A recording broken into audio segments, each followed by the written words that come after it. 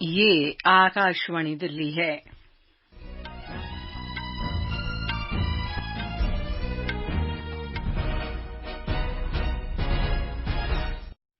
उपराष्ट्रपति जगदीप धनखड़ ने नई दिल्ली में प्रगति मैदान में तिरंगा बाइक रैली को रवाना किया।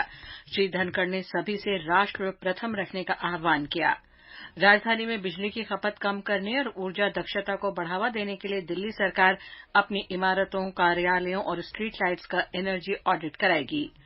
स्वतंत्रता दिवस के अवसर पर राजधानी में होने वाले समारोह की सुरक्षा को ध्यान में रखते हुए रेलवे ने 15 अगस्त को दिल्ली से होकर गुजरने वाली या दिल्ली पहुंचने वाली कई रेलगाड़ियों के मार्गों में परिवर्तन किया। और आजादी का अमृत महोत्सव के अंतर्गत देश भर में मेरी माटी मेरा देश अभियान में दिल्ली निगम के विद्यालयों में पढ़ने वाले छात्र भी हिस्सा ले रहे हैं।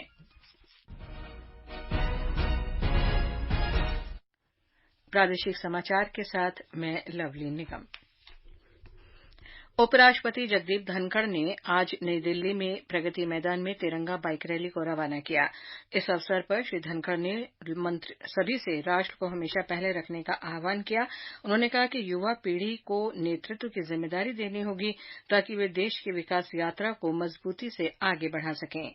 प्रधानमंत्री जी ने हर घर तिरंगा के कैंपेन के बारे में जो महत्वपूर्ण बात अपनी मन की बात में कही, उसने हर भारतीय के दिल को छुआ है, हर भारतीय के दिल को प्रभावित किया है। और ये हमें याद दिलाता है कि इस मुकाम पर जब हम पहुंचे हैं तो जिन लोगों ने सैक्रिफाइस की है, जिन लोगों का योगदान रहा है, जिनकी वजह से हम आज इस स्थान पर पहुंचे हैं, उनको याद करने का भी एक मौका हमारे पास है। संस्कृति और पर्यटन मंत्री जी किशन रेड्डी, सूचना प्रसारण और खेल मंत्री अनुराग सिंह ठाकुर, कृषि राज्य मंत्री शोभा करंदलाजे, बिजली और भारी उद्योग राज्य मंत्री कृष्णपाल गुर्जर और कई लोकसभा और राज्यसभा सांसदों ने स्वतंत्रता दिवस समारोह से पहले तिरंगा यात्रा में भाग लिया। रैली का समापन मेजर ध्यानचंद स्टेडियम में हुआ। बाइक रैली को रवाना करने के दौरान राज्यसभा में सदन के नेता पीयूष गोयल, केंद्रीय मंत्री गजेंद्र सिंह शेखावत, परसोत्तम रूपाला, मीनाक्षी लेखी, अर्जुन राम मेघवाल, डॉक्टर जितेंद्र सिंह मौजूद थे। संवाददाताओं से बातचीत में केंद्रीय संस्कृति मंत्री जी किशन रेड्डी ने कहा कि आजादी का अमृत महोत्सव के समापन कार्यक्रम के अंतर्गत 15 अगस्त तक हर घर तिरंगा कार्यक्रम का आयोजन किया जा रहा है। उन्होंने कहा कि हर नागरिक को इसमें शामिल होना चाहिए।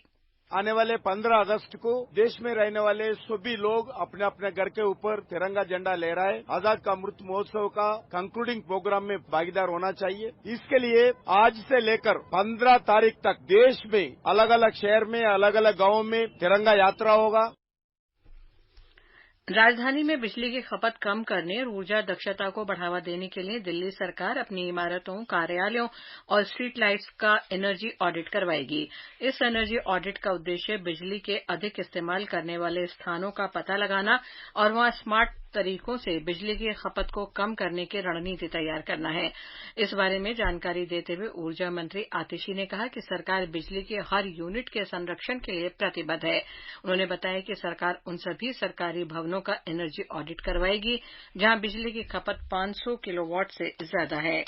ऊर्जा मंत्री ने कहा कि इस प्रक्रिया के अंतर्गत इमारतों के भीतर विभिन्न उपकरणों और उनकी वास्तविक ऊर्जा खपत को मापा जाएगा और आवश्यक अनुमानित न्यूनतम ऊर्जा के साथ तुलना की जाएगी। उन्होंने कहा कि बिजली की खपत के लिए आर्थिक और तकनीकी रूप से व्यवहारिक तरीकों की पहचान भी की जाएगी। उन्होंने आगे कहा कि एनर्जी ऑडिट से बिजली उपयोग को अनुकूलित करने के लिए भी सुझाव मिलेगा, जिसके परिणामस्वरूप बिजली और पैसे दोनों की बचत होगी। लोकसभा में आज भारतीय न्याय संहिता 2023, भारतीय नागरिक सुरक्षा संहिता 2023 और भारतीय साक्ष्य विधेयक 2023 पेश किए गए।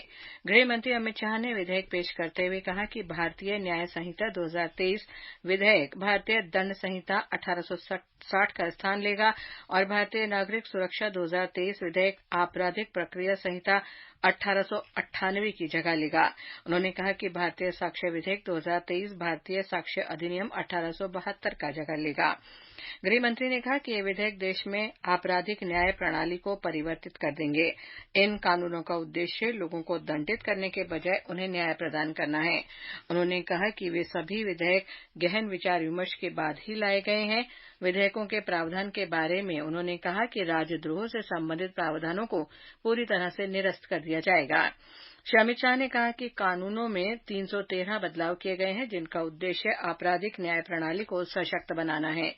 उन्होंने कहा कि महिलाओं और बच्चों को त्वरित न्याय दिलाने के लिए विशेष प्रावधान किए गए हैं। गृह मंत्री ने कहा कि संपूर्ण आपराधिक न्याय प्रणाली को डिजिटल बनाने पर विशेष ध्यान दिया गया है। बाद में विधेयक को आगे के विचार विमर्श के लिए संसदीय स्थायी समिति के पास भेजा गया। जिस समय विधेयक पेश किए गए तो विपक्षी सदस्यों ने कांग्रेस नेता अधीर रंजन चौधरी के निलंबन का मुद्दा उठाते हुए सदन से वॉकआउट किया। प्रादेशिक समाचार आप आकाशवाणी दिल्ली से सुन रहे हैं। ताजा समाचार जानने के लिए आप हमारी वेबसाइट newsonair.com पर लॉग इन कर सकते हैं। राजधानी में स्वतंत्रता दिवस के अवसर पर होने वाले समारोह की सुरक्षा को ध्यान में रखते हुए रेलवे ने 15 अगस्त को दिल्ली से होकर गुजरने वाली और दिल्ली पहुंचने वाली कई रेलगाड़ियों के मार्गों में परिवर्तन किया है। इसके अलावा कई रेलगाड़ियों को अस्थायी तौर पर रद्द करने और कुछ रेलगाड़ियों को रोककर चलाने का निर्णय लिया गया है। रेलवे के अनुसार जिन रेलगाड़ियों के मार्गों में परिवर्तन किया गया है उनमें रेलगाड़ी संख्या 04091 खुर्जा शकुरबस्ती स्पेशल एक्सप्रेस और रेलगाड़ी संख्या 04339 बुलंदशहर तिलक ब्रिज स्पेशल शामिल हैं। इन रेलगाड़ियों का परिचालन 15 अगस्त को साहिबाबाद तिलक ब्रिज परिवर्तित मार्ग से होगा। वहीं जो रेलगाड़ियां अस्थायी तौर पर रद्द रहेंगी उनमें रेलगाड़ी संख्या 04413 और 04447 गाजियाबाद दिल्ली स्पेशल, रेलगाड़ी संख्या 04486 और 04940 दिल्ली गाजियाबाद स्पेशल शामिल हैं। रेलवे ने बताया कि रेलगाड़ी संख्या 18102 जम्मू तवी टाटानगर मोरी एक्सप्रेस, रेलगाड़ी संख्या 15910 लालगढ़ डिब्रूगढ़ अवध असम एक्सप्रेस और रेलगाड़ी संख्या 04940 दिल्ली गाजियाबाद स्पेशल को मार्ग में रोककर चलाया जाएगा। इसके अलावा रेलगाड़ी संख्या 04404 सहारनपुर दिल्ली स्पेशल को लाल किला पर समारोह समाप्त होने तक गाजियाबाद और शाहदरा के बीच में रोककर चलाया जाएगा। उत्तर रेलवे के अधिकारियों ने ये भी जानकारी दी है कि 15 अगस्त को प्रस्थान करने वाली रेलगाड़ी संख्या 12038 दिल्ली जंक्शन कोटद्वार सिद्धबली जन शताब्दी सुबह 9 बजे और रेलगाड़ी संख्या 15484 दिल्ली जंक्शन अलीपुर द्वार सिक्किम महानंदा एक्सप्रेस सुबह 8:50 पर प्रस्थान करेगी। इन दोनों रेलगाड़ियों को उनके निर्धारित समय से पहले चलाया जाएगा। रेल प्रशासन ने अयोध्या कैंट से दिल्ली के बीच चलने वाली रेलगाड़ी संख्या 14205 और रेलगाड़ी संख्या 14206 का नाम Ayodhya cantt Delhi Ayodhya cantt express से बदलकर अयोध्या एक्सप्रेस करने का निर्णय लिया है। रेलवे ने बताया है कि ये रेलगाड़ी अब अयोध्या एक्सप्रेस के नाम से ही परिचालित होगी। रेलगाड़ी के नाम में बदलाव तत्काल प्रभाव से लागू हो गया है। आजादी का अमृत महोत्सव के अंतर्गत देश भर में चल रहे प्रधानमंत्री नरेंद्र मोदी द्वारा घोषित मेरी माटी मेरा देश अभियान में दिल्ली नगर निगम के विद्यालयों में पढ़ने वाले छात्र भी हिस्सा ले रहे हैं। निगम के अधिकारियों ने बताया कि 31 अगस्त तक चलने वाले इस आयोजन में स्कूलों के अंदर विभिन्न कार्यक्रम और गतिविधियों का आयोजन किया जाएगा। इस दौरान छात्रों को अमर बलिदानियों के शौर्य की कथाएं सुनाई जाएंगी। इस कड़ी में सभी विद्यालयों में 14 अगस्त को ध्वजारोहण होगा। निगम ने बताया कि इस अभियान में शिक्षक, विद्यालयों में पढ़ने वाले छात्र और उनके अभिभावक भी हिस्सा लेंगे। प्रादेशिक समाचार आप आकाशवाणी दिल्ली से सुन रहे हैं। ताजा समाचार जानने के लिए आप हमारी वेबसाइट newsonair.com पर लॉग इन कर सकते हैं। आगे बढ़ने से पहले मुख्य समाचारों पर एक नजर। उपराष्ट्रपति जगदीप धनखड़ ने आज नई दिल्ली में प्रगति मैदान से तिरंगा बाइक रैली को रवाना किया। इस अवसर पर श्री धनखड़ ने सभी से राष्ट्र को हमेशा पहले रखने का आह्वान किया। राजधानी में बिजली की खपत कम करने और ऊर्जा दक्षता को बढ़ावा देने के लिए दिल्ली सरकार अपनी इमारतों, कार्यालयों और स्ट्रीट लाइट्स का एनर्जी ऑडिट कराएगी। राजधानी में स्वतंत्रता दिवस के अवसर पर होने वाले समारोह की सुरक्षा को ध्यान में रखते हुए रेलवे ने 15 अगस्त को दिल्ली से होकर गुजरने वाली या दिल्ली पहुंचने वाली कई रेलगाड़ियों के मार्ग में परिवर्तन किया है। आजादी का अमृत महोत्सव के अंतर्गत देशभर में चल रहे प्रधानमंत्री नरेंद्र मोदी द्वारा घोषित मेरी माटी मेरा देश अभियान में दिल्ली निगम के विद्यालयों में पढ़ने वाले छात्र भी हिस्सा ले रहे हैं। भारतीय डाक सेवा के परिवीक्षार्थियों ने आज राष्ट्रपति भवन में राष्ट्रपति द्रौपदी मुर्मू से मुलाकात की। इस अवसर पर राष्ट्रपति ने कहा कि 160 वर्षों की लंबी यात्रा के साथ डाक विभाग राष्ट्र की सेवा में प्रकाश स्तंभ की तरह है। उन्होंने कहा कि लगभग 1,60,000 डाक कार्यालयों का विशाल नेटवर्क इसे विश्व का सबसे बड़ा डाक नेटवर्क बनाता है। राष्ट्रपति ने वित्तीय समावेशन में डाक विभाग की भूमिका की सराहना की। उन्होंने खुशी जाहिर की कि डाक विभाग ने वित्तीय खाई को पाटने और वंचित समुदाय को सशक्त करने की कार्यनीति की पहल की है। उन्होंने कहा कि डाक विभाग ने सरकारी सब्सिडी, कल्याणकारी भुगतान और पेंशन वितरित करने में महत्वपूर्ण भूमिका निभाई है। दिल्ली में लेडी हार्डिंग मेडिकल कॉलेज के एनाटॉमी विभाग में आज आग लग गई। अग्निशमन विभाग की 7 गाड़ियों ने मौके पर पहुंचकर आग पर काबू पाया। अग्निशमन विभाग के अधिकारियों ने बताया कि विभाग को दोपहर लगभग 2:24 पर आग लगने की सूचना मिली थी। उन्होंने बताया कि मेडिकल कॉलेज के एसी में शॉर्ट सर्किट होने से आग लगी थी। हादसे में किसी की भी जान का नुकसान नहीं है। 15 अगस्त को लाल किला पर स्वतंत्रता दिवस समारोह में देश भर से करीब 1,800 विशेष अतिथि शामिल होंगे। कृषि और किसान कल्याण मंत्रालय ने कहा है कि नई दिल्ली में सेंट्रल विस्टा प्रोजेक्ट के निर्माण में मदद करने वाले वाइब्रेंट गांवों के सरपंच, शिक्षकों, नर्सों, किसानों, मछुआरों और श्रम योगियों को समारोह में शामिल होने के लिए आमंत्रित किया गया है। मंत्रालय ने कहा कि खादी क्षेत्र के कार्यकर्ता, राष्ट्रीय पुरस्कार विजेता, स्कूल शिक्षक, सीमा सड़क संगठन के कार्यकर्ता और अमृत सरोवर परियोजना और हर घर जल योजना परियोजना में मदद करने वाले और काम करने वालों को भी अपने जीवन साथी के साथ आमंत्रित किया गया है। केंद्र ने इस वर्ष 3 लाख मीट्रिक टन प्याज बफर भंडारण करना शुरू कर दिया है। उपभोक्ता कार्य विभाग के सचिव रोहित कुमार सिंह ने इस संबंध में भारतीय राष्ट्रीय कृषि सहकारी विपणन महासंघ नेफेड और भारतीय राष्ट्रीय सहकारी उपभोक्ता महासंघ लिमिटेड के प्रबंध निदेशकों के साथ बैठक की। उन्होंने कहा कि प्याज उन राज्यों और क्षेत्रों में भेजा जाएगा जहां पर खुदरा कीमतें अखिल भारतीय औसत मूल्य से ऊपर हैं। श्री रोहित कुमार ने कहा कि ई नीलामी के माध्यम से वितरण और ई कॉमर्स प्लेटफॉर्म पर खुदरा बिक्री के अवसरों का भी पता लगाया जा रहा है। उन्होंने कहा कि राज्यों को उपभोक्ता सहकारी समितियों तथा निगमों के खुदरा दुकानों के माध्यम से बिक्री के लिए रियायती दरों पर प्याज उपलब्ध कराने का निर्णय लिया गया है।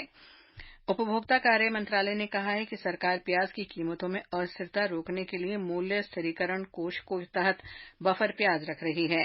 प्याज के भंडारण ने उपभोक्ताओं को कम कीमतों पर प्याज की उपलब्धता सुनिश्चित करने और मूल्य स्थिरता बनाए रखने में महत्वपूर्ण भूमिका निभाई है। संसद ने आज केंद्रीय वस्तु और सेवा कर संशोधन विधेयक 2023 तथा एकीकृत वस्तु और सेवा कर संशोधन विधेयक 2023 पारित कर दिया। लोकसभा ने बिना चर्चा के ये विधेयक ध्वनिमत से पारित किए। राज्यसभा ने भी ये विधेयक ध्वनिमत से पारित किए। वित्त मंत्री निर्मला सीतारामन ने ये विधेयक पेश किए। केंद्रीय वस्तु और सेवा कर संशोधन विधेयक 2023 केंद्रीय वस्तु और सेवा कर अधिनियम 2017 में संशोधन के लिए लाया गया है। एकीकृत वस्तु और सेवा कर संशोधन विधेयक 2023 एकीकृत वस्तु और सेवा कर अधिनियम 2017 में संशोधन करेगा। केंद्रीय वस्तु और सेवा कर संशोधन विधेयक 2023 online gaming, online money gaming और वर्चुअल डिजिटल संपत्ति के बारे में बताता है। एकीकृत वस्तु और सेवा कर संशोधन विधेयक 2023 का उद्देश्य ऑनलाइन मनी गेमिंग को ऑनलाइन जानकारी और डेटा की पहुंच तक पुनर्प्राप्ति सेवाओं की परिभाषा से बाहर करना है। जीएसटी परिषद की पिछले महीने हुई 50वीं बैठक में कैसीनो, हॉर्स रेसिंग और ऑनलाइन गेमिंग पर 28% कर लगाने की सिफारिश की गई थी। राजधानी में आज मौसम सामान्य बना रहा। मौसम विभाग के अनुसार आज का अधिकतम तापमान 35.4 डिग्री सेल्सियस दर्ज किया गया, वहीं न्यूनतम तापमान 27.7 डिग्री सेल्सियस रहा। मौसम विभाग के अनुसार अगले 24 घंटे के दौरान दिल्ली और उसके आसपास के क्षेत्रों में आंशिक रूप से बादल छाए रहेंगे। अंत में मुख्य समाचार एक बार फिर। उपराष्ट्रपति जगदीप धनखड़ ने आज नई दिल्ली में प्रगति मैदान में तिरंगा बाइक रैली को रवाना किया। इस अवसर पर श्री धनखड़ ने सभी से राष्ट्र को हमेशा पहले रखने का आह्वान किया। राजधानी में स्वतंत्रता दिवस के अवसर पर होने वाले समारोह की सुरक्षा को ध्यान में रखते हुए रेलवे ने 15 अगस्त को दिल्ली से होकर गुजरने या दिल्ली पहुंचने वाली कई रेलगाड़ियों के मार्गों में परिवर्तन किया है। राजधानी में बिजली की खपत कम करने और ऊर्जा दक्षता को बढ़ावा देने के लिए दिल्ली सरकार अपनी इमारतों, कार्यालयों और स्ट्रीट लाइट्स का एनर्जी ऑडिट कराएगी। इसके साथ ही प्रादेशिक समाचार बुलेटिन समाप्त हुआ। नमस्कार।